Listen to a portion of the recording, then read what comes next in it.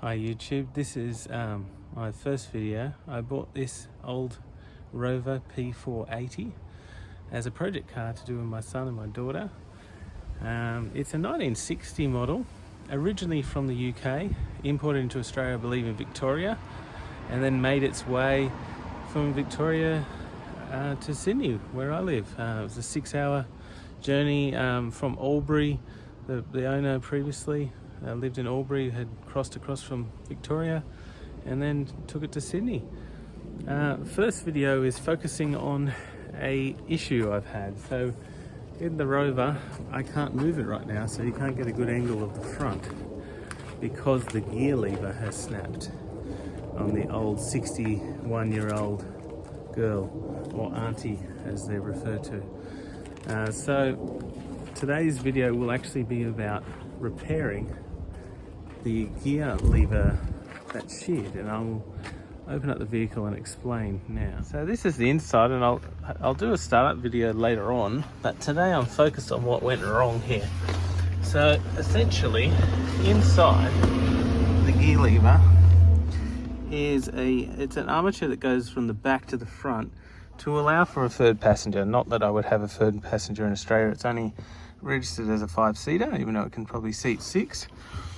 The gear lever has a bolt that's sheared, and I'll do an analysis. I'll probably cut away to an analysis video in between.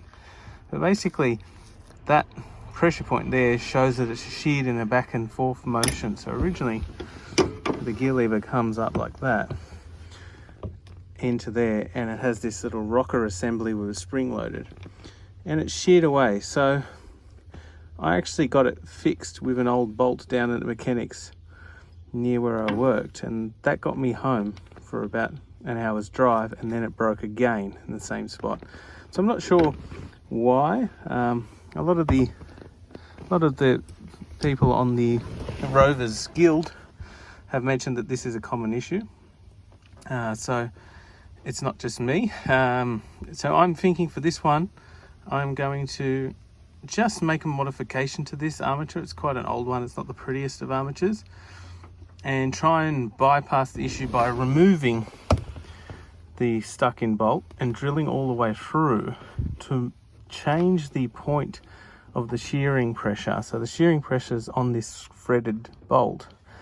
I am intending, hopefully, to be able to drill all the way out the other side and then put a nut on the outer edge, moving the pressure point or the shear point away from the thread point that was here previously, and hopefully that will see me through.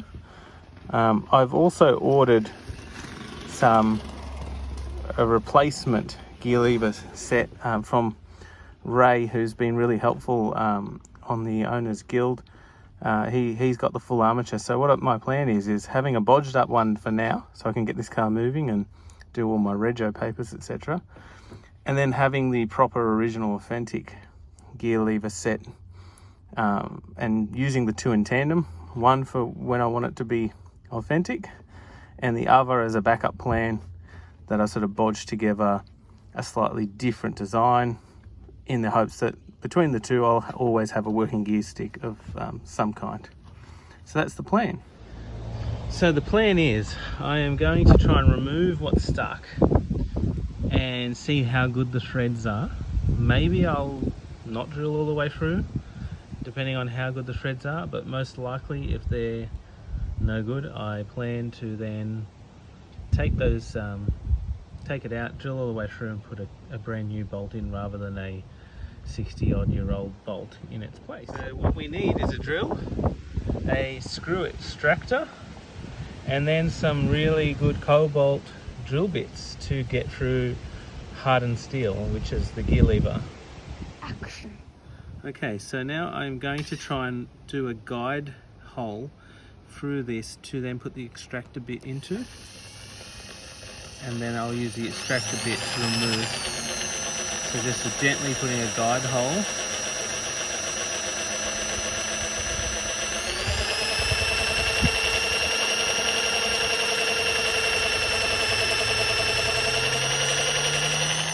And judging by how easy that is, that bolt did not feel very hardened steel, like it should have been. Maybe it's just very old. Maybe it was hardened steel a long time ago. Didn't feel like it just then. So now I'm going to use the extractor bit to hopefully take out what was left in there, and fingers crossed. I've never actually used these. I've used this big one once. I've used that once on a Fiat that had a water recirculating pipe brake that was made out of plastic, and I replaced it with a brass fitting. Okay, so I will now try this one to take out the broken thread. So yeah, that's what snapped off inside of the gear lever. Now if we look inside here, you can see the threads. I don't believe they're all that great, and I could leave it and try and put a bolt in. I have got a range of bolts that I can use, ranging from high tensile to steel to stainless steel. And I've been watching various videos online about tests, hardness tests for bolts. And the high tensile ones, although they are stronger in a pulling motion, as in that direction, a lot of the pressure tests have shown that in the shearing motion, which is what's going wrong with my gear lever, the shearing motion on the high tensile is about 3,000 kilograms, sorry. But on the shearing test, these went up to 6,000 for regular steel or stainless steel. So I'm actually thinking I'll probably end up going with stainless steel in the long run. But I might just get one of these out and we test how strong the threads in the existing fitting are. Because I'm not sure whether they'll be useful. So if I put this one in, let's just see. So yeah, those threads feel pretty rough. They don't feel great. Like, yes, it will hold.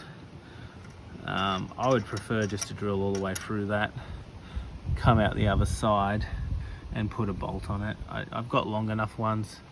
It's much longer than the original that broke off. I'm thinking I'd be more comfortable in not having this wiggly thing, wiggle until it breaks again.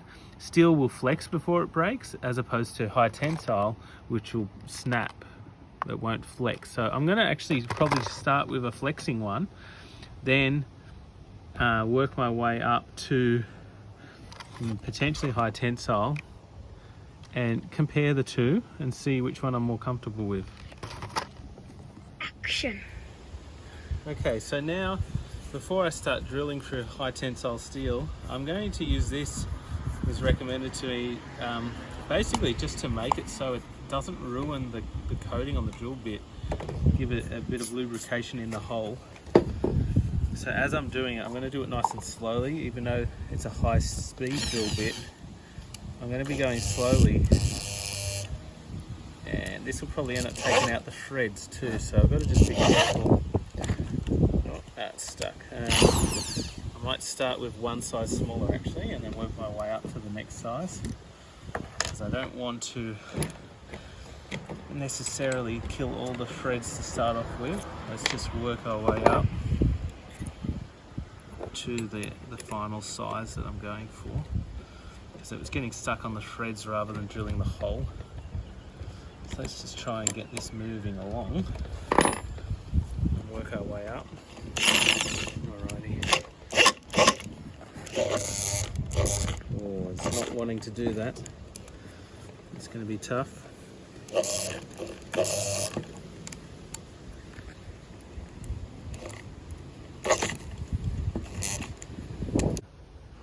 Okay, so now we're going to clean up this piece here and get rid of all the dirt and crud, and then we'll re-grease it using some general purpose grease.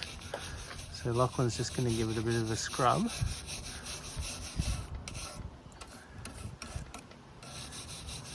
And we'll make it all nice and clean. And give it a good greasing in there so that that doesn't wear out. I'm just going to give this a bit of a cleaner also. It's had a bit of a rough life. Just give it a bit of a brush down before I grease it. Just make sure it's all nice and clean. And I'll wipe it down as well. It's getting old. Get it all cleaned up.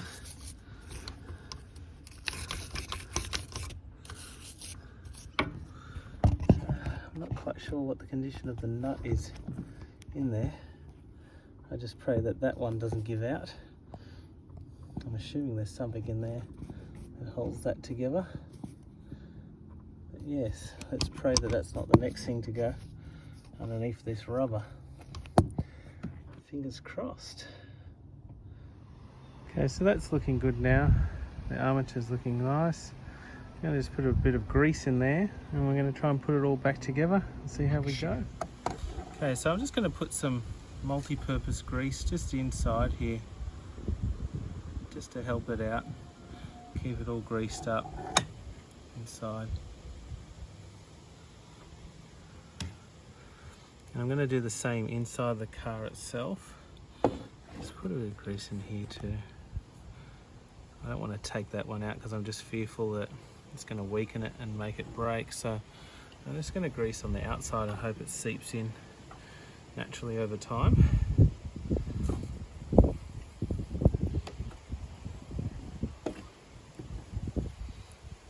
Yes, fingers crossed that holds up. And we're going to end up greasing also inside the car. Okay, so I'm going to put some grease on this one as well. This one's looking pretty tired and old, and luckily you don't really come in contact with this with your body, so I'm going to be a bit more generous with the grease on this one because it's nowhere near where I will be, and hopefully I'm not jamming my foot down there like I had to when it broke while I was driving down a mountain. Hopefully that was a once off or twice off event, and hopefully this will fix that issue. Okay, so I'm going to start by putting this back in, getting this pin back where it belongs. I should use a hammer, but this is all I've got with me. And I will need to fashion a retainer clip because it doesn't have one at the moment. Then we've got to get this assembly all back together.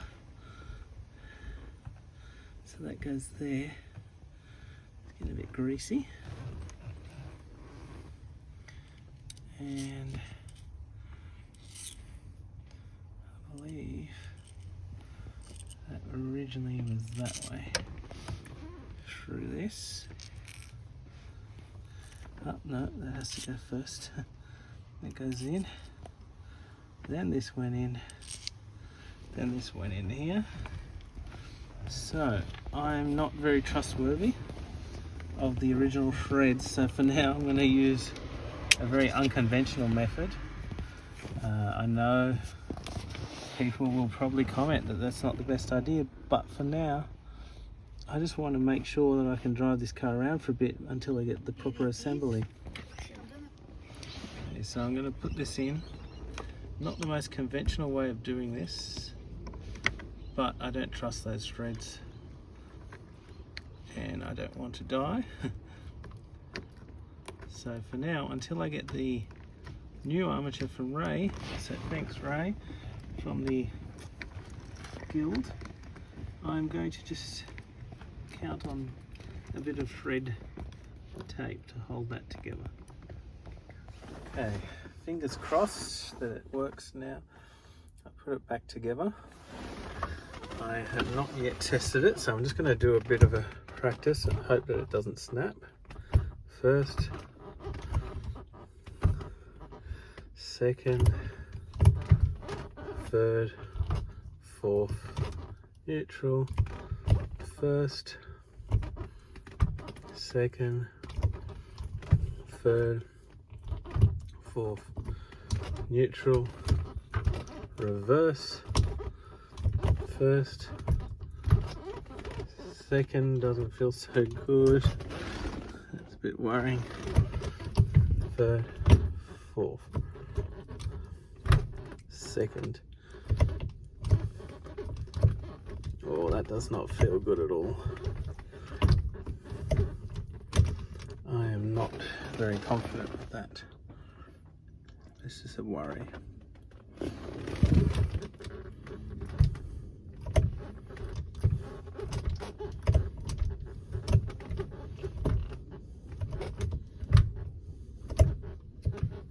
No, I'm not confident with that at all. First does not want to go in. Second, third and fourth. No, that worries me.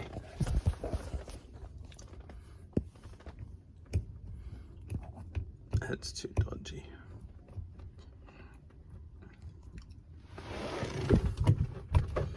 First, second, third, fourth. Action. Okay, so we'll test out the gear lever now. It should be working again. I'm not that confident with it, to be honest. I don't like the design, but I'll give it a go. And I do have a new gear lever on its way from Ray, who's helping me out from the Rover Guild. So fingers crossed I get that and I'll put that on and it'll probably be more reliable, but I've at least bodged this one together for now. So let's start up the car. Put a bit of choke. There you go, likes a bit of choke. And now we'll test out the gears. So let's try reverse. There we go, there's reverse. I'm going to turn the car around.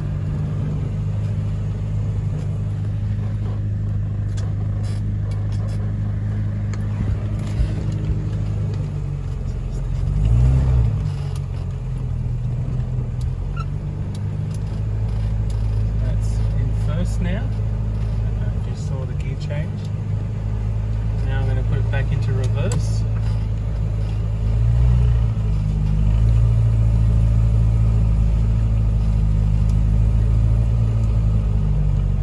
And I'm just going to park the car.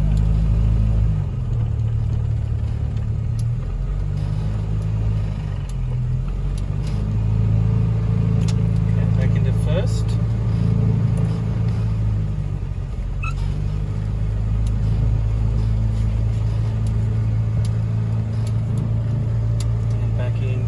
Reverse.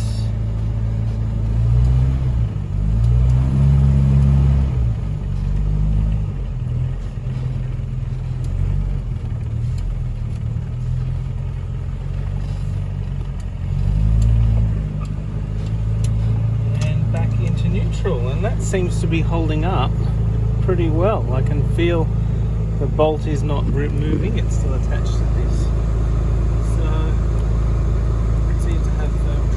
I know I've left a bit of free play here. I've actually done it on purpose because I don't want too much tension on the bolt. I'd rather hold this and guide it through. I'd rather hold and guide this through myself gently than have all that tension on the bolt again. So hopefully this time around it's been fixed. And I've got a few spares in the boot with me now until I get the new assembly from Ray. So thank you for watching. Like and subscribe if you thought that was good. And this is the front of the car now that the gearbox works and I can turn it around. This is what she looks like. A whole lot different than my electric car. That is my daily driver. I'm balancing out the modern with the old.